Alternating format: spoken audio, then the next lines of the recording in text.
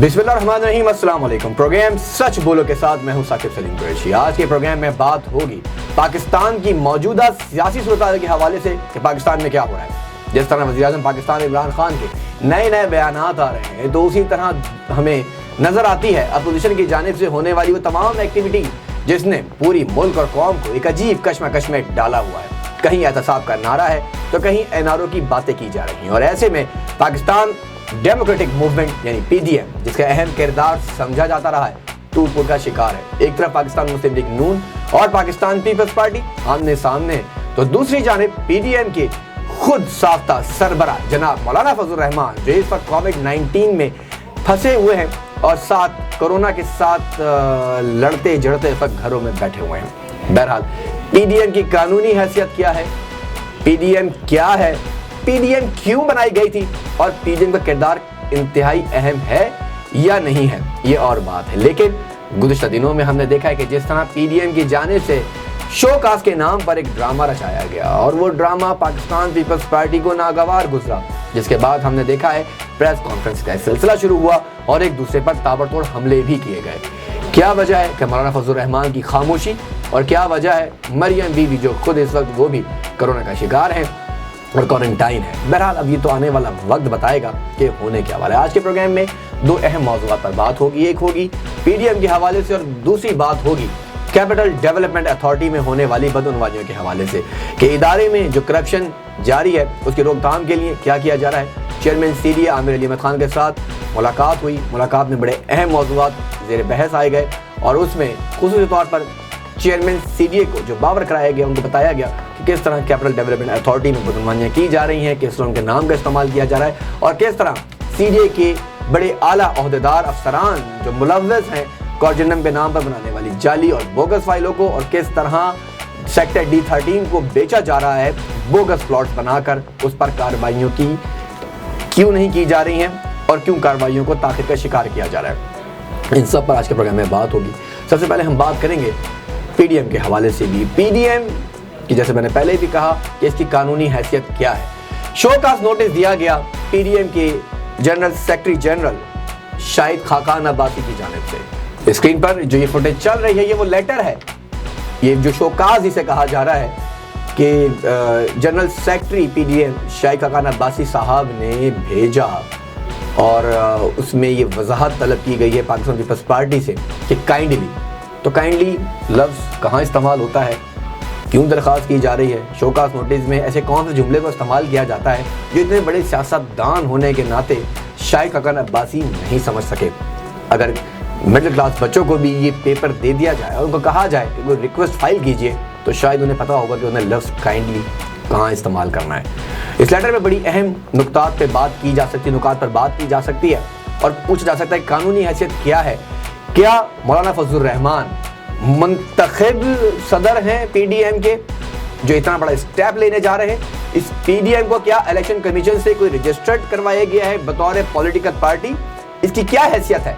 ये गठजोड़ है चंद सियासी जमातों का, और एक दूसरे के साथ खिलवाड़ किया जा रहा है और बेवकूफ़ बनाया जा रहा है पाकिस्तानी कौम को, जिसमें अपने ही फैसले किए जा रहे हैं और अपने ही बातों को मनवाया जा रहा है। दूसरी जानिब पाकिस्तान तहरीक इंसाफ की हुकूमत और उनके मुंतखब वज़ीर-ए-आज़म जनाब इमरान खान साहब की जो सियासत है वो एक नया रुख इख्तियार करती जा रही है। क्या वजह है कि पीडीएम को अब तक टफ टाइम नहीं दिया जा रहा?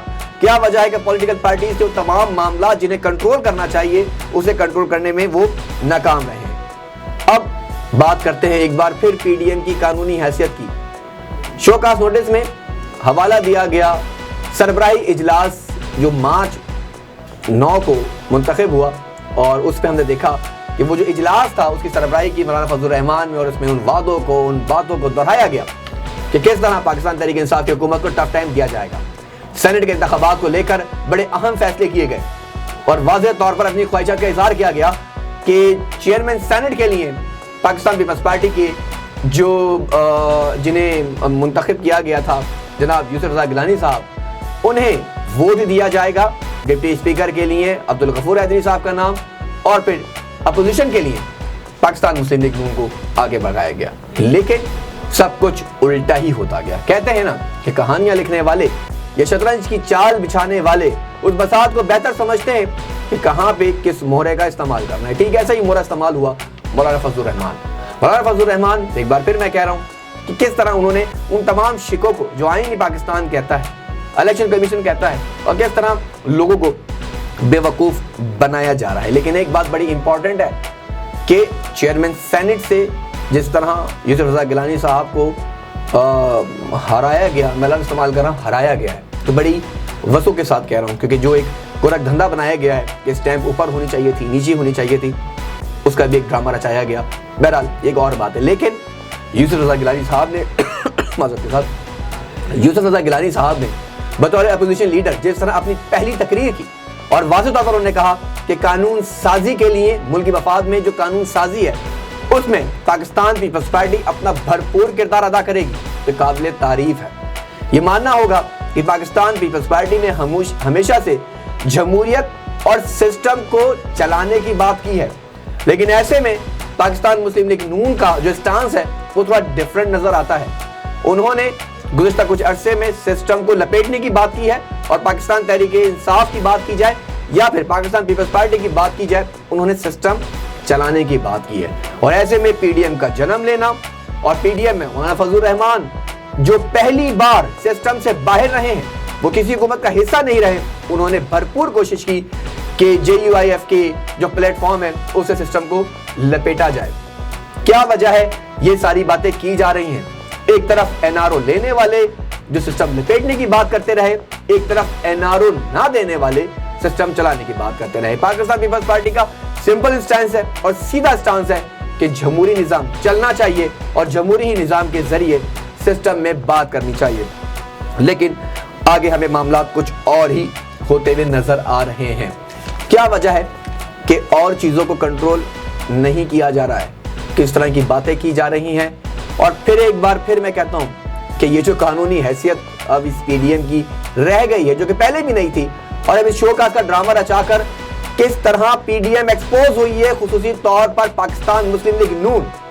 शाइख हकान अब्बासी साहब एक बड़े सीनियर पॉलिटिशियन है, आखिर मौलाना फजलुर रहमान साहब की बात में आकर या पीडीएम की इस ड्रामेटिकली सिचुएशन का हिस्सा बनते हुए उन्होंने एक गलत कार्ड खेला है, जिसकी रुसवाई पॉलिटिकल पार्टीज में उन्हें भुगतना पड़ रही है और बहुत ज़्यादा रुसवाई का सामना भी किया जा रहा है। अब थोड़ी सी मैं बात करूँगा पाकिस्तान की उस सिस्टम की जिसे डिरेल करने के लिए कभी इस्टेब्लिशमेंट का नाम लिया जाता है, तो कभी इस्टेब्लिशमेंट की जानिब से कोशिश की जाती है कि सिस्टम को बनाने के लिए मुख्तलिफ ज़राए का इस्तेमाल करते हुए उसे आगे बढ़ाया जाए। तो पाकिस्तान मुस्लिम लीग नून के जो सरबराह हैं इस वक्त जनाब नवाज शरीफ साहब इस वक्त मुल्क से बाहर हैं, इलाज करवाने के लिए गए थे, अब तक वापस नहीं लौटे हैं। पता नहीं कौन सा इलाज है जो इस मुल्क में नहीं हो पा रहा है। वज़ीर-ए-आज़म पाकिस्तान इमरान खान को कोरोना हुआ, वो भी बेहतर सेहतियाब हो गए, बहुत से लोगों को हुआ, सेहतियाबी की जानिब आगे बढ़ते जा रहे हैं, लेकिन नवाज शरीफ साहब जिस इलाज मुआवजे के लिए गए थे वापस नहीं आ रहे। तनकीद बहुत ज़्यादा की जा रही है और बार बार तनकीद की जा रही है, और यही कहा जा रहा है कि शायद अब कुछ होगा तो फिर कुछ होगा तो फिर कुछ होगा। अब थोड़ा सा प्रोग्राम को आगे बढ़ाएंगे और बात करेंगे CDA के हवाले से कि CDA में जिस तरह की करप्शन और बदनामी की बातें की जा रही थी। मुसलसल प्रोग्राम्स कर रहा हूँ, खबरें दे रहा हूँ, और टारगेट किया हुआ है उन तमाम लोगों को जिन्होंने CDA में ये गोरख धंधा शुरू किया हुआ है। सेक्रेटरी 13 की होने वाली इंक्वायरीज को क्यों दबाया गया है? क्या वजह है कि FIA खामोशी इख्तियार किया हुआ रिकॉर्ड के नाम पर एक नई ताख़ीरी हरबे इस्तेमाल किए जा रहे हैं। यहाँ पर FIA का जिक्र करना भी बहुत ज़रूरी है कि आखिर FIA में क्या हो रहा है। एक तरफ बात की जाती है सरकारी अफसरान की अपॉइंटमेंट के हवाले से, तो दूसरी जानब नजर आता है कि जिस तरह इंक्वायरीज को दबाने के लिए ये बातें की जाती हैं कि हमारे पास स्टाफ की कमी है, तो फिर नई अपॉइंटमेंट्स क्यों नहीं की जा रही हैं? क्या वजह है कि पाकिस्तान में इंसाफ मिलना इतना मुश्किल होता जा रहा है कि जो इन्वेस्टिगेटिव इदारे हैं उनकी कारकर्दगी पर सवाल पे सवाल उठते जा रहे हैं, लेकिन जवाब देने वाला कोई नहीं है। DG FIA वाजिद ज़ियाद साहब की ये जिम्मेदारी है कि वो देखें कि किस तरह इंक्वायरीज को लेट किया जा रहा है। एक एक आयोग के ऊपर अगर 15-15, 20-20, 30 केसेस की इंक्वायरीज लगी हुई हैं और हर इंक्वायरी ताख़ीरी हरबे इस्तेमाल करके उसे रोका जा रहा है, तो क्या वजह है? मुल्ज़िमान इसका फ़ायदा उठाकर या तो मुल्क से बाहर चले जाते हैं या वो किसी भी तरह इन अफसरान को खरीद लेते हैं। फिर कहा जाता है हमारे पास रिसोर्सेज नहीं है। जब इदारे के अफसरान ये बातें कहेंगे, जब इदारे के लोग ये बातें कहेंगे, तो कैसे मुमकिन होगा कि इंक्वायरीज को आगे बढ़ाया जाएगा? यानी इस मुल्क में जुर्म करना आसान है और इंसाफ मिलना मुश्किल है। عدالتوں میں چلے جائیں تو وہاں کیسز کی بھرمار ہے، کیونکہ انصاف ملنے کے لیے آپ کو در در کی ٹھوکریں کھانا پڑتی ہیں، کیونکہ ججز یہ کہتے ہیں ہمارے پاس اسٹاف نہیں ہے۔ ایک جج کے اوپر لاکھوں کیسز ہیں لیکن سنوائی کے لیے ٹائم نہیں ہے، کیونکہ اسٹاف نہیں ہے۔ ایف آئی اے آپ چلے جائیں، وہاں کیسز کی بھرمار ہے، تحقیقاتی ادارے میں فائل پہ فائل اور فائل پر فائلوں کا لوڈ بڑھتا جا رہا ہے لیکن وقت نہیں ہے، اسٹاف نہیں ہے۔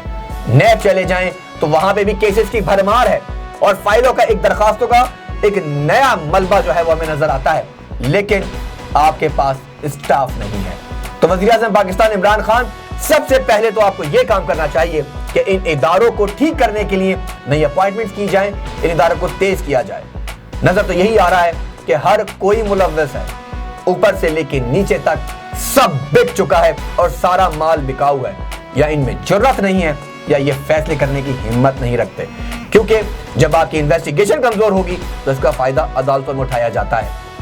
اسلام آباد میں کیپٹل ڈیولپمنٹ اتھارٹی میں جس طرح کرپشن بدعنوانیاں کی جا رہی ہیں، اس کی بنیادی وجہ یہی نظر آتی ہے، ایف آئی اے کمزور ہے، اور ایف آئی اے کمزور اس لیے ہے کیونکہ اس کے پیچھے کچھ ایسے افسران ملوث ہیں جو نہیں چاہتے کہ جو لوگ اس بدعنوانی میں ملوث ہیں انہیں کیفر کردار تک پہنچایا جائے۔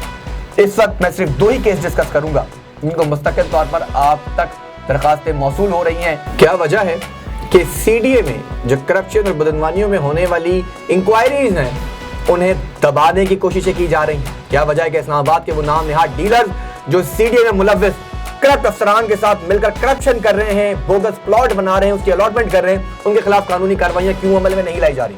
چیئرمین سی ڈی اے کے لیے ایک سوالیہ نشان ہے کہ اب تک ایف آئی آر کیوں نہیں لانچ کی جا رہی؟ کیا وجہ ہے کہ ان کے خلاف کوئی قانونی اقدامات نہیں اٹھائے جا رہے ہیں؟ پھر کہا جاتا ہے کہ صرف ہم پہ الزام تراشی کی جاتی ہے۔ اگر یہ حقیقت نہیں ہے تو یہ ساری انکوائریز کیوں روکی ہوئی ہیں؟ کیا وجہ ہے کہ اب تک جو سی ڈی اے کے افسران ہیں جو اس انکوائریز کو کر رہے ہیں انہوں نے خاموشی اختیار کی ہوئی ہے؟ نہ کوئی اخبار میں کوئی پریس ریلیز جاری کی گئی ہے، نہ کوئی نوٹس دیا گیا ہے کہ جس سے معلوم ہو کہ یہ جو 20 سے 50 فائلیں تھیں جو کہ بوگس اور جعلی طور پر تیار کی گئی ہیں ان کے خلاف کوئی قانونی کارروائیاں عمل میں لائی جائیں۔ کوجنٹ پہ نام پہ ہونے والی وہ فائلیں کون لے گیا؟ سی ڈی اے میں ایسے کون سے جنات ہیں جنہیں خبر لاحق ہو جاتی ہے کہ انکوائریز کا آغاز ہو چکا ہے، ان فائلوں کو غائب کر دیں؟ چیئرمین صاحب، یہ آپ کے لیے انتہائی اہم سوال ہے۔ خدا را ان تمام چیزوں کو دیکھیے کیونکہ اب خبروں کا پیچھا کرتے کرتے ہم اداروں تک بھی جا رہے ہیں۔ کہیں ایسا نہ ہو کہ یہ سارا ملبہ آپ کے عہدے پر ڈال دیا جائے اور نظر یہی آئے کہ کہیں نہ کہیں یہ حصہ بہت اوپر تک جاتا ہے، کیونکہ جس طرح عام عوام کو لوٹا گیا، عام عوام کو بیوقوف بنا کر سی ڈی اے میں جو ان کی جمع پونجی تھی اسے نقصان پہنچایا گیا ہے، اب عدالتوں کا بھی رخ کریں گے اور کہیں نہ کہیں کچھ ایسے بھی آرڈرز آپ کے سامنے آئیں گے کہ جس میں آپ کے دستاویزات بھی موجود ہیں۔ تو خدا را ان چیزوں کو سنبھالیے، کہیں دیر نہ ہو جائے۔ انکوائریز کے لیے بار بار ہر ادارے میں میں خود پیش ہو رہا ہوں بطور کمپلینر بھی، جب ایک بطور صحافی ہوتے ہوئے مجھے ان تمام انکوائریز میں تمام ثبوت دینے کے باوجود اگر انصاف نہیں مل پا رہا اپنی خبر سے متعلق تو ان سرمایہ کاروں کو انصاف کیسے ملے گا؟ معمول خصوصی سی ڈی اے وزیر اعظم کی جناب علی نواز اعوان صاحب، انہوں نے خاموشی سادی ہوئی ہے۔ کیا وجہ ہے؟ کیا علی نواز اعوان صاحب تو نہیں بکے ہوئے؟ کہیں ان کے گھر تک تو حصہ نہیں جاتا؟ کیونکہ ان کے بھائی کو جس طرح کے بوگس الاٹمنٹ کی فائلیں دی گئی انہوں نے تو راتوں رات وہ کروڑوں روپے کی ریکوری بھی کر لی، اور پھر افسران کو خاموش کروانے کے لیے بھی کہیں نہ کہیں اقدامات تو اٹھائے گئے ہیں۔ کیا وجہ ہے کہ ایک عام سا ڈیلنگ اسسٹنٹ عتیق، میں نام لے رہا ہوں، ایک عام سا ڈیلنگ اسسٹنٹ عتیق جو پوری سی ڈی اے میں اس وقت مافیا کا کردار ادا کر رہا ہے، اس میں ممبر اسٹیٹ بھی خاموش ہیں؟ کیوں جرات کا مظاہرہ نہیں کر سکتے؟ کیوں اندازہ نہیں ہوتا کہ ان کے خلاف انکوائری کا آغاز کیا جائے کہ اب تک عتیق کے پاس جو ریکارڈ میں فائلیں تھیں وہ کیسے مسنگ ہوئی ہیں؟ یہاں تو آپ کسی بھی صحافی کے خلاف ایف آئی آر کروانے کے لیے، آرڈر دینے کے لیے سیکنڈز کا استعمال کرتے ہیں، لیکن آپ کے اپنے ملوث افسران کے خلاف شاید آپ میں جرات نہیں ہے یا کہیں نہ کہیں سے آپ کو روکا جا رہا ہے۔ لیکن جیسے میں نے پہلے بھی کہا کہ نہ خاموش ہوں گے اور نہ کسی کو خاموشی اختیار کرنے دیں گے۔ خبر کا پیچھا بطور ادارہ ہم آخر تک کریں گے، اور بطور صحافی یہ میری ذمہ داری ہے کہ سچ سامنے لاؤں اور سچ بلوا کے چھوڑوں۔ تو دیکھیں گے کہ کتنا پریشر آپ مزید ہم پہ ڈال سکتے ہیں. جتنا پریشر آپ نے ڈالا اور آپ کو نظر آیا کہ ہم نے اس کا پیچھا آخر تک کیا ہے تو آئندہ بھی کریں گے. لیکن جاتے جاتے ایک بار پھر یہاں پہ deputy director CDA, director security CDA, member state CDA, chairman صاحب CDA اور ان تمام افسران کے لیے جو ان تمام انکوائریز میں موجود ہیں, جو ان تمام انکوائریز کو دیکھ رہے ہیں اور اب تک FIA نے جتنے نوٹس سرو کیے ہیں انہیں ریکارڈ نہیں دیا گیا. کیوں نہیں دیا جا رہا ہے؟ کس کو بچایا جا رہا ہے؟ کون افسر اپنی سیٹ بچا رہا ہے؟ یہ بڑا اہم ہے. کل کے اخبارات میں ایک بڑا خبریں آپ کو ہم انشاءاللہ دکھائیں گے اور وہ جب آپ کو بتائیں گے تو پھر آپ شکوہ کرتے ہیں ہم سے موقف نہیں لے رہے, ہم سے بات نہیں کر رہے. میں پھر آپ کو برملا کہتا ہوں, یہ اسٹوڈیو, یہ ٹی وی, یہ پروگرام اور میری تمام خبریں آپ کے لیے حاضر ہیں. آئیے اپنا موقف دیجیے, تھوڑی سی ہمت کیجیے. وہ لوگ جو ان انکوائریز کو کر کے دبانے کی کوشش کر رہے ہیں, ان کو بچایا جا رہا ہے. CDA کے وہ نام نہاد ڈیلرز جو اوپر تک حصہ بناتے ہیں. کس نے کس کے پیسے سے کتنی کوٹھیاں بنائی ہیں, کس نے کس کے پیسے سے کتنی گاڑیاں بنائی ہیں, کس کے بچے اسکولوں میں پڑھ کر کہاں سے فیسیں دی جا رہی ہیں, اب وہ سب کا پردہ فاش بھی ہوگا. کیونکہ ایک عام سا CDA کا افسر کروڑوں کے گھر میں کیسے رہ سکتا ہے؟ ایسے کون سے جنات ہیں جو راتوں رات بیگ بھر کے آپ کے گھروں میں دے جاتے ہیں اور آپ کی کوٹھیاں کھڑی ہو جاتی ہیں؟ ایسے کون سے لوگ ہیں جنہوں نے نام نہاد صحافی بن کر CDA سے نہ جانے کتنے پلاٹ حاصل کیے ہیں اور کس طرح ان کے پیچھے پشت پناہی کی جا رہی ہے سیاسی تنظیمیں بنا کر, صحافیوں کی تنظیمیں بنا کر, اور ان کا صرف ایک ہی مقصد ہے کہ CDA کے ان کرپٹ افسروں کو سپورٹ کرنا. چاہے نوکری چلی جائے, چاہے جان چلی جائے, چاہے کچھ بھی ہو جائے, جاتے جاتے اپنا فرض ضرور پورا کروں گا اور بتاؤں گا کہ کون کون لوگ اس میں شامل ہیں. آج پوری اسلام آباد کی وہ نام نہاد مافیا, جس میں چند نام نہاد صحافی, وہ نام نہاد صحافی تنظیموں کے عہدیداران, وہ تمام نام نہاد ڈیلرز, وہ تمام نام نہاد افسران ملوث ہیں.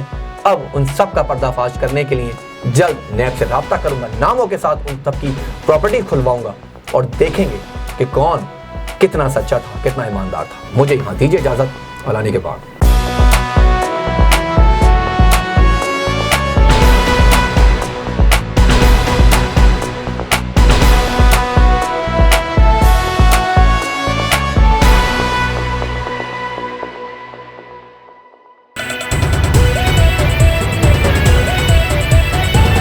A1 TV, سب پہ نظر, اندر کی خبر.